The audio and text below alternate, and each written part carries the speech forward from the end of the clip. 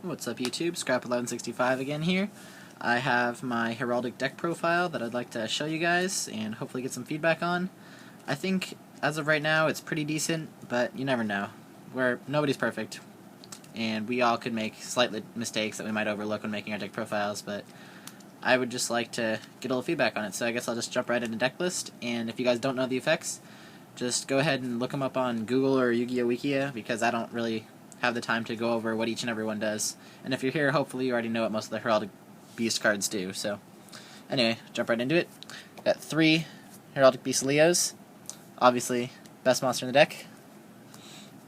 And then you got 3 Aberconways, 2 Heraldic Beast Unicorns. I play 1 Photon Thrasher, and I also play 1 Honest. This card has been quite fun in this deck. Try it out if you don't believe me. Play 2 Veilers, 2 Summoner Monks, very good for getting out Leo, 2 Trigodias, especially good since you have lots of hand advantage most of the time. I also play 1 Gores, and finally 1 BLS. And that's it for the monsters. On to the spells. We play 3 Advanced Heraldry Arts, most broken spell card in the deck. 3 Mystical Space Typhoons. The deck hates back row, so I'm going to get rid of that as soon as possible. 2 Heraldry Reborns. I tried 3. It was okay, but I had to drop one of them in favor of the next card. 2 Pot of Duality. I wasn't running it before, but now I am. I also dropped a Forbidden Lance. It's good, but Pot of Duality is just better in this deck to get your combo pieces going. And then you have your staples, Reborn, Heavy Storm, Dark Hole. And finally, Foolish Burial and Mind Control. That's it for the spells. Now on to traps. Play 2 Bottomless Trap Hole. Banishing is really good this format. Always has been. 2 Torrential Tribute.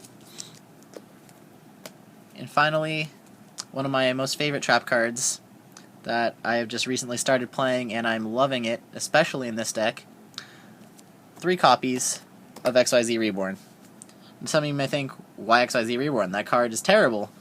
Well, in Heraldics, when you look at the extra deck, they have so many rank 4 options that it's almost a crime not to play this card. Because say you have a Diamond Direwolf or a Black Ship of Corn just sitting in the graveyard, it would be ridiculous not to revive them and just use their effects again. I mean, heck, why not? It's even chainable at MST, so that's that. If you want to know why that card is good, just go check on eBay. The price has already jumped to like, what, $18, $20 per card? When they were like $5 a week and a half ago.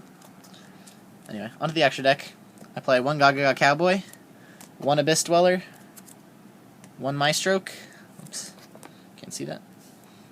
Now, Cowboy is a proxy because I loaned it to my friend for a tournament he's entering. I also play Steel Storm Roach, Lightning Chidori, and Star Liege Paladinimo. Can't see the Roach there. Diamond Direwolf, Black Ship of Corn, Papal Operative. Again, don't have the Papal Operative, loaned it to my friend. But I'll be getting it back soon. I also play 1 Genome Heriter, 1 Utopia, and 1 Utopia Ray. And then for the bigger rank 4 monsters, we play Shockmaster and Disigma.